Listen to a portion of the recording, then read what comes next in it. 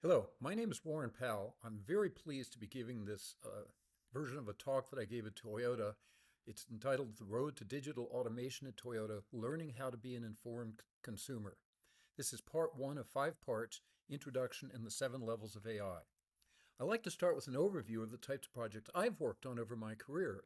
Starting upper left-hand corner with trucking, I've done a lot of work in trucking.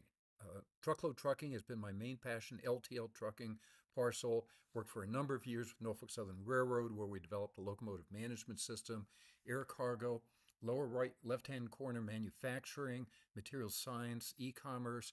For 10 years, I ran an energy systems lab, which was very informative and educational. E-commerce, these were all a wide range of problems.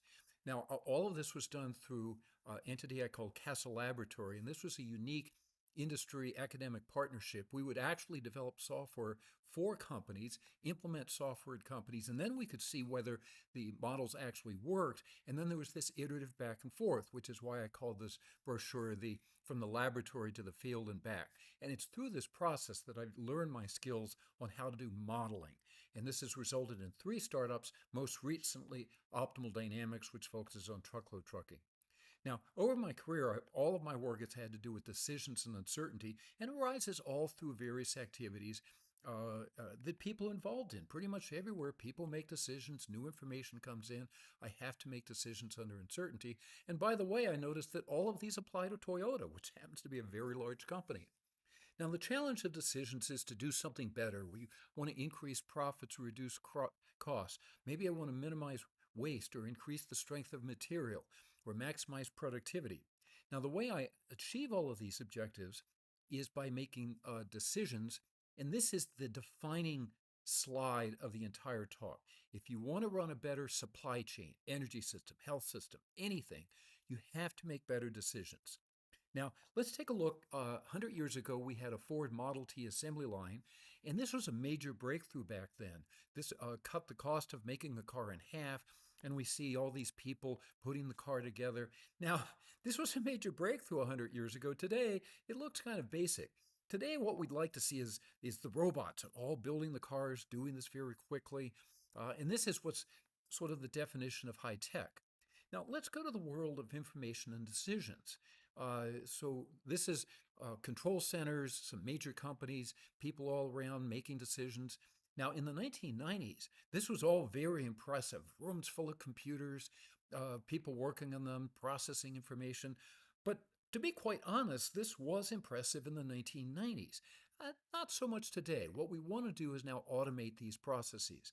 Now, this brings us to what I like to call the information decisions pyramid, and starts at the very bottom with the real world, and this is where the raw data is, and then rising through pulling the data into the computer with census, data mapping, and ontologies, which means understanding what the data means. Then we have business intelligence, machine learning, and the very top is where we start making decisions. Now, here's a set of books for business management, and this is a wide variety. I recently received this book by Corey Weeks called Profitability Now. I really enjoyed it. It's especially it's very modern with nice recent applications. And toward the end, it had a chapter called The Path to Profitability. And I reached out to Corey because I was interested in what are the sort of the specific actions. And he very generously sent me this set of bullets. And these are very nice instructions and something that's easily understandable by a business executive. But I'm going to also say that these are the books using the language of executives. There's nothing actionable here that can be implemented on a computer. So business people have to take this and learn, figure out how to integrate this in their own company. Now, digital automation requires implementable software that impacts the business. Now, I'm going to say anything implemented on the computer can be expressed mathematically. So for those of you who don't like math, if you want it on the computer, I can write it out mathematically. If you cannot write your recommendations down in math, you can't implement it on the computer. I'm going to focus on the theme that improving any business process requires making better decisions. This talk is going to focus on the idea that to write any I want to focus on it, writing any business problem in plain English that can then be translated to math. So this talk will be in 5 parts. Right now, this is part one, and I'm going to talk about the 7 levels of artificial intelligence. Now, if we see anything on artificial intelligence today, so this is a year 2025, all of these articles have to do with large language models. Now, I like this book by my Princeton colleague Arvind Narayan and his postdoc Sayesh Kapoor called AI Snake Oil. And it starts off with a very nice analogy of complaining about how people endlessly refer to AI. And he says, well, what if we called everything that moves a vehicle? Well, clearly, these are all things that move and carry things, but to call them all vehicles is very misleading. I've created a sequence that I call the 7 levels of AI there's a link for it at the bottom. The first 4 levels are all focused on making computers behave like humans. The next 2 levels are designed for making computers smarter than humans. And, well, that top level, I'm going to call that science fiction. Let's start at the bottom level. The bottom level is rule-based logic. If you're eating red meat, drink red wine. If a patient has the following characteristics, do this treatment. In the 1970s and 80s, this was AI, and it was going to take over the world and do all sorts of wonderful things. And then it was basically viewed as a failure. Although, in fact, it's not a failure. These are very useful, and today there's commercial packages. Virtually every company uses rule-based systems. Now, the next 3 levels are all different forms of machine learning. Now, I put them at different levels because even though it's all machine learning, it's very different types of machine learning. So level 2 goes back even to the early 1900s. This is what we used to call statistics, where you take data and you can do forecasting or time series modeling or estimating demand as a function of price. We saw the early uses of neural networks back then. Level 3 emerged around 2010 when we were using what was then called deep neural networks, very large neural networks, to do image recognition, to look at this picture and say, oh, that's a sunflower, or this voice pattern and say, oh, take me home. This was the technology that drove Siri. And this became AI in the 2010s. Now, circa 2023, the large language models emerged to the public to great fanfare. And if level 3 was deep neural networks, I'm going to refer to level 4 as colossal neural networks with 10 billion to as many as a trillion parameters that had to be estimated. But this is where we got these amazing technology for generating language or images. Now, machine learning always consists of functions. Now, all of these functions fall in 3 overlapping categories of lookup tables, parametric models, and non-parametrics. I'm not going to details, and you say, well, where are the neural networks? Well, they're tucked in there. They sort of fit between parametric and non-parametric. Now, I want people to think of functions as like cars, something you can buy, and they each have features. Like a linear function is probably one of the simplest. That might be like our 2-door hatchback.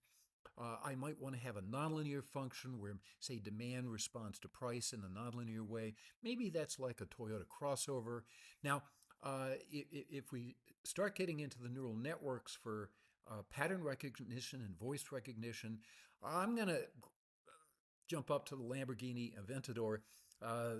These neural networks are very, very large models, but just think of them as something to buy. You can think of yourself as going to the function store. Now, machine learning is a function, there's a function. So let's imagine that I'm trying to estimate demand as a function of price. I want to have a relationship. Now, X there is an input, something I know, the price. I know the price because I set the price. Now, I have to estimate the demand. I don't know the demand when I set the price. So that's the Y. I'm trying to fit the function so it matches the price, but I have a lot of observations of price. Each one has its own demands, and if I try to fit a line through that, I'm not going to get a perfect fit, and there's going to be deviations. Now, there's these parameters theta, this Greek variable. I'm going to think of those as like knobs, and I can use that to tune the function to maybe make a better fit. Now, there's an objective while I'm doing that. The objective is to get the function as close as possible to the observation. So each of those dots would be the actual demand. And if I want demand as a function of price to be a line, I'm not going to be able to fit, it's not a perfect linear relationship, but I'm going to do the best I can with that function. Now, which function do I use? Well, usually this is where a data scientist will come in and maybe somebody says, well, I'll do a linear function. Maybe somebody else comes in and says, oh, no, it's not a linear function. It's got to be some sort of an S-curve. And of course, nowadays, somebody's going to say, try a neural network. Whichever function you produce, I get to go in and choose and say, which one do I like best? Usually that's a human doing the search and somebody using domain expertise. Now I use a training data set as the data set to fit it. And by the way, this function doesn't know anything about the problem. It doesn't know anything about Toyota. I need that training data set. That's where I bring in the actual physical problem. Now, the tunable parameters, that's going to be done by the computer. So we'll leave that up to the computer. So let's jump up to our large language models, the chat GPTs of the world. Now, what we're going to do is take a very large neural network, and we're going to use a big data set of books and text and whatnot. I could take a specialty data set like that book of business, that slide full of business books. But generally, you say a chat GPT or Gemini or Grok is going to be trained on the internet. It's going to be all of the web pages, millions of books that have been digitized. Now, what we're going to do is we're going to be able to say, hey, when there's a sequence of words, now this is called the prompt. So let's say I have a prompt. The best way to improve the robustness of a supply chain is to, what word would come next? Well, it's going to use the training of all the books and web pages and images that I have to say what word may come next. Well, actually, we don't know what word. It might be a number of words, and they will occur with different frequencies. Now, I might want to say, well, why don't we just take the one that's most likely? What the large language models do is it chooses, it does a sample from this distribution in proportion to the frequency to which it was found from the training data set. So here design is the most frequent, but anticipate or build or diversify. Now, all of these are words that might reasonably come next because during the training, we actually saw those word patterns. So let's say I actually pick design. Now what I'm going to do is take the word design, put it at the end of my prompt. Now I have a prompt, the old prompt with the word design at the end. I feed that back to the neural network and say, okay, which word might come next? Now here's a new sequence of words with words like with and for and it. So let's say I coin flip and I randomly choose for. So now I make for the next word, and then I sample resilience and by and so on. And after a while, I build up a sentence. Now, this is why it's called generative AI, because it's done over and over again, and the answer from the previous question is appended to the previous phrase to make a new phrase and then predict again. Now, if I were to start this process all over again from scratch, I could get any one of a number of different sentences coming out of this. Now, this is the reason why Yann LeCun, who is the VP and Chief AI Scientist at Meta, describes large language models as stochastic parrots. It's just parroting back the words that it's seen in the training data set, and it's stochastic, which is a fancy word for the word random. It's random because we get these distribution of words and we randomly sample from this distribution. So here's a number of quotes from the literature. Today's artificial intelligence is mainly a technology of pattern recognition, pouring through vast troves of words, images, and numbers. Large language models, for all their complexity, are actually really dumb, and despite the name artificial intelligence, they're completely dependent on human knowledge and labor. ChatGPT cannot compare, analyze, or evaluate arguments or information on its own. It can only generate sequences of text similar to those that other people have used when comparing, analyzing, or evaluating. So this is reinforcing the point that I've just been making. It's just replicating patterns in the data. So let's jump to level 5. So this is the first of our levels where we're going to actually try to outperform a human. And we're going to call this deterministic optimization. Now, first of all, we have to get this notion of a decision. Let's take my vast range of applications. In every one of these, there are decisions. So each box here poses a question, and the question implies a choice. And so what I have to do is look at the set of choices and pick the best one. That's the essence of decision making. Now, for example, if I'm trying to do a shortest path and I'm at node 2, I have to decide whether to go to 4, 5, or 6. That's a decision. I have to think about which one's best. Or maybe I'm a manufacturer distributing product through warehouses, and I have to figure out what's the best place to locate my warehouses. This is a very high dimensional problem because there's many permutations and combinations of where to put warehouses. Now, here's a really complex problem, airline scheduling. So we see on the left a complicated operational problem of airlines. Now, in the middle, for an audience, I'm assuming that people haven't seen this mathematics and probably don't need to actually learn it. For now, you know what you can do? Just think of this as Bob. Think of this as an image, it's a sign. What we're going to do is to say, yeah, but the way people who understand this right is min cx subject to ax equals b. But when you can get it into this form, and there's packages written for that, out comes an airline schedule. And since the 1990s, pretty much all major airlines have adopted this technology. You can't run a big airline without it. Let's say that I'm back to my manufacturer and I have to locate all of my warehouses. What I'm going to do is set up a math program, and I have variables for where I'm going to locate the warehouses, but also I need variables for how much product I'm going to ship through the warehouses. Now, if I'm not going to ship any product, I'm not going to build any warehouses. So I have to have a set of equations that tell the computer how much product I have to ship. So these are called constraints. Don't worry about the math. It's just ax equal to b, x greater than equal to 0. X is the flows. If the flows are 0, I'm not going to build any warehouses. Now, this is language. This is the language of deterministic optimization. We have words like x, which is the decisions. We have cx, that's called the objective function. Companies would know it as performance metrics or KPIs. And then we have things called constraints. Now, this language is spoken around the world by people with this training. And whether you have your training from the US or Europe or China, the books all speak the same language. And this is because of a single book by George Dantzig and the work of George Dantzig, because he took this mathematics, which was actually developed in the 1930s by the Soviet Union, but he was the one who figured out how to solve it. And what he did was he made it practical, motivated by the problems of fighting World War II. Now, here's a wonderful picture put together by Adam DeJohns of Toyota, and this illustrates there's a rich library of tools for solving these deterministic optimization problems. There's general purpose problems that can be solved by general purpose tools, and then there's a lot of specialty problems that have their own unique complexities, and there's been specialized algorithms to solve this. Now, in all the complexity, I'm going to claim that this is the most common decision problem. I have a set of choices. I might have 2 choices or 10. I might have 1,000. Each one has a certain value. Let's say I'm maximizing. Off to the left are a number of examples from anywhere from choosing a type of drug or a web page or the location of a clinic. And if we know the value of all of these, all I have to do is maximize. This is with a simple sort. All of us have done this in the spreadsheet, and I say, oh, choice C is the best.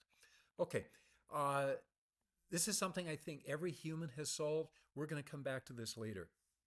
Now, let's get to level 6, sequential decision problems. Let's go back to my set of applications and remind ourselves of all these various decisions. And if I could ask you to put your eye on one of the boxes, okay, and so pick a box where there's a decision, and after you make the decision, this is the information that will become available after you have made that decision. Let me go back and do that again. So here's all the various decisions. Pick out another box. Okay, you've got a box, and here's the information that comes after you've made the decision. So all of these are what are called sequential decision problems, where you have decisions, then information arrives, and then you make another decision. This is almost all decision problems. It's the vast majority of decision problems, pretty much almost all of them that are made in business. Now, examples, inventory planning. I place an order for inventory. It might come right away or days or weeks, even months into the future. After I make the decision, I then see the demands for the product, and then I make other inventory decisions, and so on and so forth. Perhaps I'm testing new vaccines, and I have to know what dosage and who to give it to, and then I observe how the people respond. Finance, I'm constantly buying and trading different assets while the prices all change. And my company, Optimal Dynamics, is assigning drivers to loads, and over time, the customers are calling in new loads. That's the new information, among other things. let's go back to our warehousing problem. So what I want to do is solve this, and almost every company has packages that optimize this. This is very standard, just like the airlines have packages for doing their schedule. Companies all use commercial packages for locating their warehouses. Uh, Problem is, these are not static problems. I have to revisit the problem of locating warehouses maybe every quarter, maybe once a year, but it's still a sequential problem on a slower time scale. Okay, so level seven. We're going to have a little bit of fun with level seven. So here's a book, Age of AI, authored by Henry Kissinger, Eric Schmidt, and Daniel Hudenlacher. The Age of AI explores how artificial intelligence is transforming the foundations of human thought, society, geopolitics, and the future of civilization. AI is not just a technological development, it's a historic turning point comparable to the invention of the printing press or the Enlightenment. Okay, it also could wipe out humanity. AI creators feel the extinction of humanity. If you need good beach reading, go for it. I prefer Dan Brown, but if you want to read about how AI is going to destroy humanity, this is just science fiction. There is no software behind here. There's no product you can buy, not even a service. This is just people thinking about, I don't know, a world of computers. I am fairly convinced this is science fiction, and we're just not going to see it. So now, if we go back to the AI snake oil and their image of everything being a vehicle, I'm going to argue that this is misleading because these are very different technologies. For example, rule-based logic is kind of like a hammer. It's very simple. It's also very useful. Now, the three levels, levels 2, 3, and 4, are all forms of machine learning. So let me use vehicles for those, but very different vehicles, from a basic city delivery truck to a semi to a big ocean carrier is pretty comparable to the neural networks. Now, level 5 is completely different. I mean, this is where some real intelligence is coming in. This is where you can outperform a human. So I picked a cat. Cats are pretty intelligent. Nothing against my dog, but whatever. Now, sequential decisions is just going to be higher intelligence. Okay, I'm going to use a chimpanzee. Now, maybe I could have used a human for level 7, but to be quite honest, humans actually exist. So I'm going to use the Star Trek Enterprise, which is and will remain science fiction. We're never going to build anything that can go at warp speed. Now, so let's take my Tesla and talk about two types of decisions that it's making when I'm using full self-driving, or what other people call autopilot. Now, there's two types of decisions that the car is making. One is driving control, steering, braking, acceleration. Prior to around 2023, these decisions were made by what Tesla described as 300,000 lines of C++ code. Rules. This was rule-based logic where the programmers working with people were going in and coding logic saying, if this is the state, then do this. And then they realized that, wow, that's a lot of code and it just keeps growing. Why not train a neural network? And what they do is they give it millions and millions of images, bringing in the state of the world, what's outside, what are we trying to do, and then learning what a human would do. Now, these are decisions. Engineers call these controls, but in effect, we're telling the car what to do. Completely different is the navigation systems, where I have to get a path and I hit an intersection and I have to know whether to go straight, right, or left. These are real decisions, and we cannot use a neural network. This is levels 5 and 6. Here we're using actual decisions, and sure enough, we are trying to outperform a human. Now, Yann LeCun was quoted as saying LLMs are basically obsolete. I disagree, and I think that this is misinterpreting Yann LeCun. Yann's a very bright guy. I have tremendous respect for what he says, and he hasn't gone down the road of this AI hype. What Yann LeCun is focusing on is a level 7. And as a computer scientist, this is what computer scientists do. They all think that the top of the mountain is making a computer as smart as a human.